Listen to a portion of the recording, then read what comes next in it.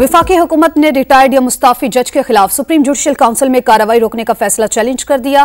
Practice and procedure कानून के तहत अपील सुप्रीम कोर्ट में दायर कर दी गई है। मजीद जानते इस्लामाबाद से समा के नुमाइंदे सुहेल रशीद से। सुहेल, वफाकी हुकूमत ने दरखास्त में क्या इस्तदा की है?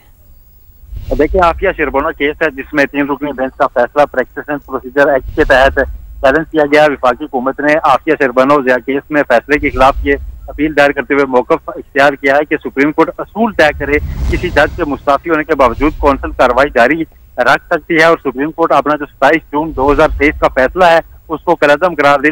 जो साबिक जज इजाजुल हसन और जस्टिस मुनीब अख्तर पर मुश्तमिल बेंच ने यह फैसला दिया था, उसके खिलाफ ये अपील है। बुनियादी तौर पर अटॉर्नी जनरल ने जस्टिस मुजाहिर नकवी के मुस्ताफी होने के बाद सुप्रीम जुडिशल काउंसिल में ये बात सामने रखी थी। ठीक है सुहेल, आप हमें अपडेट कर रहे थे, आपका बहुत शुक्रिया।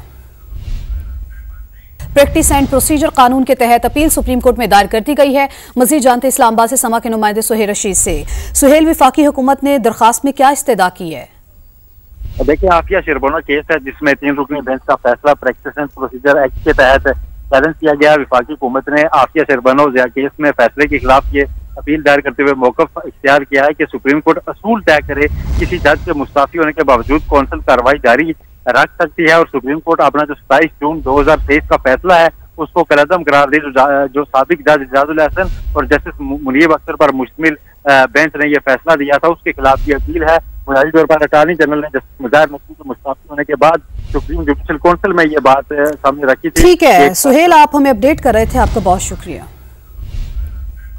प्रैक्टिस एंड प्रोसीजर कानून के तहत अपील सुप्रीम कोर्ट में दायर कर दी गई है। मजीद जानते इस्लामाबाद से समा के नुमाइंदे सुहेल रशीद से। सुहेल, वफाकी हुकूमत ने दरखास्त में क्या इस्तदा की है?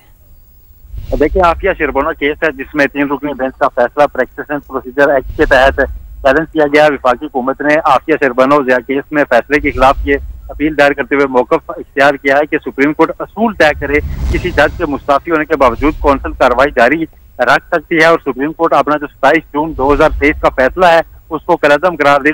जो साबिक जज इजाजुल हसन और जस्टिस मुनीब अख्तर पर मुश्तमिल बेंच ने यह फैसला दिया था, उसके खिलाफ ये अपील है। बुनियादी तौर पर अटॉर्नी जनरल ने जस्टिस मुजाहिर नकवी के मुस्ताफी होने के बाद सुप्रीम जुडिशल काउंसिल में ये बात सामने रखी थी। ठीक है सुहेल, आप हमें अपडेट कर रहे थे, आपका बहुत शुक्रिया। प्रैक्टिस एंड प्रोसीजर कानून के तहत अपील सुप्रीम कोर्ट में दायर कर दी गई है। मजीद जानते इस्लामाबाद से समा के नुमाइंदे सुहेल रशीद से।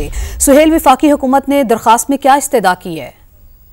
देखिए, आफिया शिरबोना केस है जिसमें 3 रुकनी बेंच का फैसला प्रैक्टिस एंड प्रोसीजर एक्ट के तहत चैलेंज किया गया। वफाकी हुकूमत ने आफिया शिरबोना केस में फैसले के खिलाफ ये अपील दायर करते हुए मौकफ इख्तियार किया है कि सुप्रीम कोर्ट असूल तय करे किसी जज के मुस्ताफी होने के बावजूद कौंसिल कार्रवाई जारी रख सकती है। और सुप्रीम कोर्ट अपना जो 27 जून 2023 का फैसला है उसको कलअदम करार दे। जो साबिक जज इजाजुल हसन और जस्टिस मुनीब अख्तर पर मुश्तमिल बेंच ने यह फैसला दिया था, उसके खिलाफ ये अपील है। बुनियादी तौर पर अटॉर्नी जनरल ने जस्टिस मुजाहिर नकवी के मुस्ताफी होने के बाद सुप्रीम जुडिशल काउंसिल में ये बात सामने रखी थी। ठीक है सुहेल, आप हमें अपडेट कर रहे थे, आपका बहुत शुक्रिया।